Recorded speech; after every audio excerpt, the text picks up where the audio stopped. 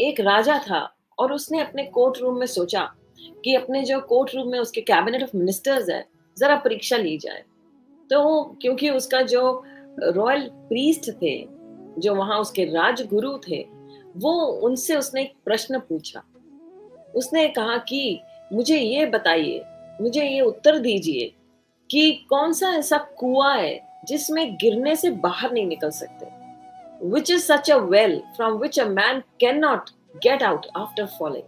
कौन-सा कुआँ ऐसा है जिसमें मनुष्य अगर एक बार गिर जाए तो बाहर नहीं निकल सकता? उसको बाहर निकालना बड़ा ही कठिन है उसमें से। तो जो राजपुरोहित है कुछ सोचने लगे, उन्होंने समय माँगा। उन्होंने कहा इसका उत्तर मैं अवश्य दूँगा तुम्हें राजा, पर मुझे समय चाहिए।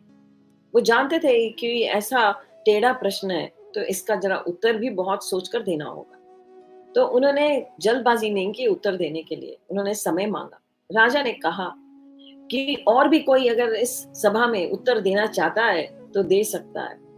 पर कोई भी तैयार नहीं हुआ। जब राजपुरोहित ही तैयार नहीं थे, तो किसी ने हिम्मत ही नहीं की। सब शांत रहे, क्योंकि राजा का प्रश्न था ऐसा कौन-सा कुआँ है, जिसमें गिरने के बाद बाहर नहीं निकल सकते? अब वो सब सोच रहे हैं क्या कौन कौन-सा ऐसा कुआँ होगा, जिसमें एक बार ही व्यक्ति गिर जाए और बाहर नहीं आ सकता, ऐसी कौन-सी जगह होगी? तो सब अपने दिमाग की जो कहा जा रहा है, दौड़ा रहे हैं घोड़े अपने दिमाग के, पर किसी ने उत्तर नहीं दिया। राजा ने समय दे दिया 7 दिन का। उसने कहा मैं 7 दिन तक इंतज़ार करूँगा। अगर राजगुरु इसका प्रश्न का उत्तर नहीं दे पाए, तो उन्हें अपने इस पद से उतरना होगा। वो मेरे राजगुरु नहीं रहेंगे। बहुत ही कठिन स्थिति हो गई थी। सब लोग सोच रहे हैं ये राजा ने क्या कर दिया? तो 6 दिन बीत गए। कोई उत्तर किसी को नहीं मिल रहा, राजपुरोहित को भी उत्तर नहीं मिल रहा। 7वाँ दिन आ रहा है।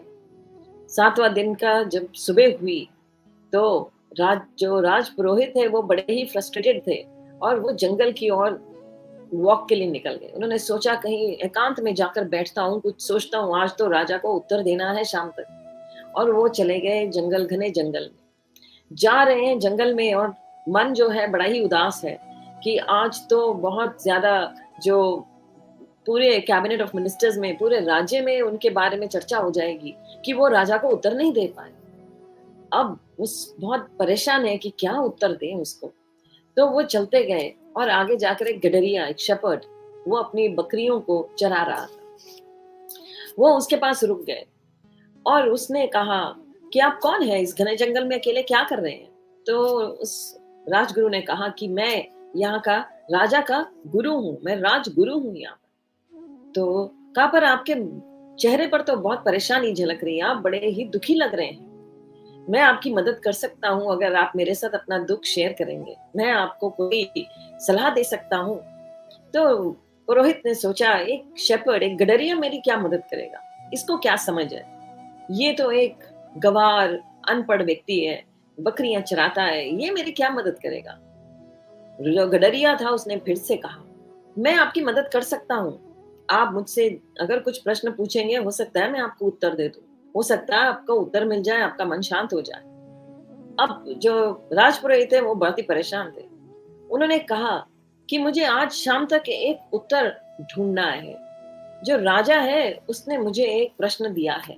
उस प्रश्न का उत्तर मुझे देना है राजा को। तो उन्होंने वो प्रश्न जो था उसको बताया और उन्होंने कहा अगर मैंने इसका उत्तर नहीं दिया तो मुझे अपने पद से उतरना पड़ेगा और जो-जो राजा ने मुझे दिया है वो सब उसको लौटा देना पड़ेगा। और ये मेरे लिए बहुत ही कहा है कि मुझे अपमानजनक लगेगा अगर मेरे साथ ऐसा हुआ। तो मैं किसी को अपना चेहरा नहीं दिखा पाऊँगा। तो जो गडरिया था वो मुस्कुरा रहा था। उस गडरिया ने कहा, "मैं आपको एक जेम एक मेरे पास ऐसा नायाब जेम है, जो अगर मैं आपको वो प्रेशियस जेम दे दूँगा, तो आप उसको अगर बेच देंगे तो आपको बहुत सोना मिलेगा बहुत सारा उसके बदले में आपको धन मिलेगा। वो बहुत ही नायाब, बड़ा कीमती है मेरे पास और मैं आपकी मदद करना चाहता हूँ, आपको तो राजा से भी ज़्यादा धन की प्राप्ति हो जाएगी उससे, क्योंकि वो बहुत ही नायाब है। मुझे यहाँ ही जंगल में मिला था और मैंने उसको सँभाल के रखा है। पर मैं आपको दे सकता हूँ, पर आपके साथ मेरी एक शर्त है। तो जो पुरोहित है उसको बहुत लालच आ गया। उसने कहा, मैं कोई भी शर्त मान लूँगा, और उसने कहा कि इस जेम को जब आप मेरे से लेना चाहते हैं तो आपको मेरा शिष्य बनना पड़ेगा। अब राजपुरोहित सोचने लगा कि मैं एक गडरिये का, एक अनपढ़ गंवार शेपर्ड का इसका शिष्य कैसे बन जाऊँ? मैं तो राजपुरोहित हूँ, राजा मेरा शिष्य है और ये कहता है कि मैं इसका शिष्य बन जाऊँ। उसने कहा, नहीं-नहीं, ऐसा नहीं हो सकता। गडरिया ने कहा, सोच लो, अगर वो चाहिए तो आपको मेरा शिष्य बनना पड़ेगा। जो मैं कहूँगा वो करना पड़ेगा। तो अब जो प्रीस्ट थे, जो राजपुरोहित थे, वो कहने लगे, अच्छा, अच्छा, ठीक है, मैं तुम्हारा शिष्य बनता हूँ।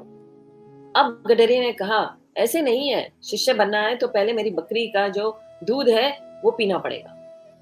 तो उन्होंने कहा कि मैं तो एक ब्राह्मण हूँ, उच्च कुल का हूँ और तुम हो नीचे जात के। मैं तुम्हारे हाथ से कैसे पी सकता हूँ? तो गडरिया ने कहा, सोच लो। अब फिर से रॉय जो प्रीस्ट थे, जो राजपुरोहित थे, वो बहुत सोचने लगे।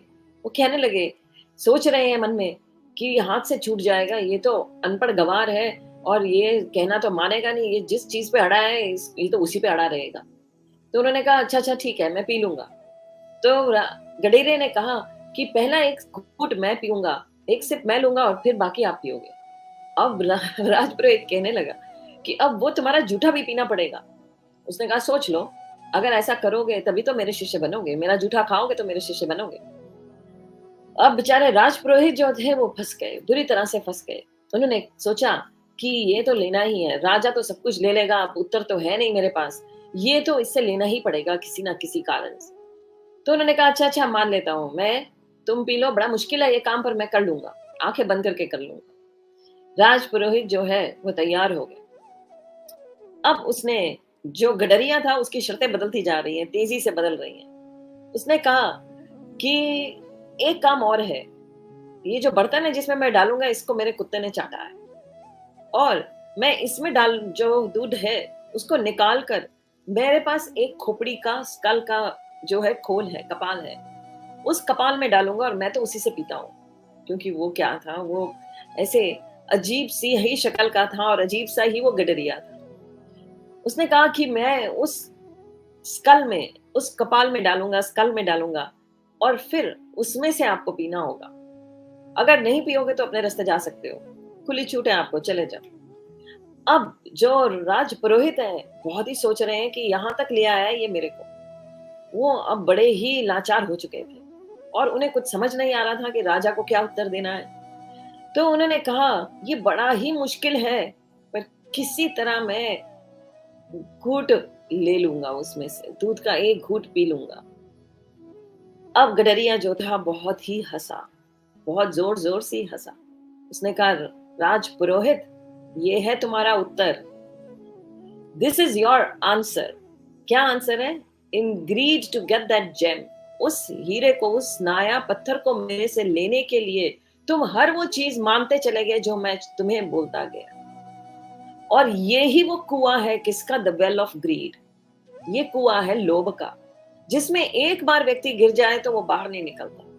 तुम खुद ही देख लो, तुम्हें मैं कहाँ से कहाँ ले आया।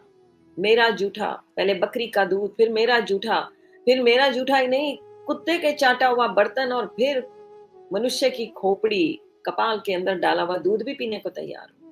और तुम हो कौन? राज पुरोहित, राजा के गुरु। तुम इस पर भी तैयार हो गए।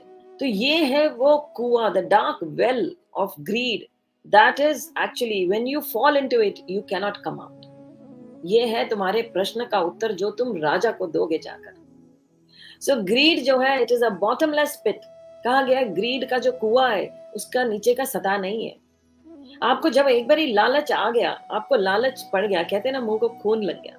जब एक बार लालच आ गया तो बड़ा मुश्किल है आपको वापस उसमें से बाहर निकलना। तभी कहते हैं when you go to casino, when you go for gambling, एक बार जुआ खेलने बैठे, अब सोचते हो अब जीता, अब जीता, अब जीता। शुरू में आप कुछ थोड़ा जीत भी गए, पर अल्टीमेटली कोई ऐसा नहीं है जो खुशी खुशी आया हो। 90% लोग, सब 99.9% लुटा कर आते हैं।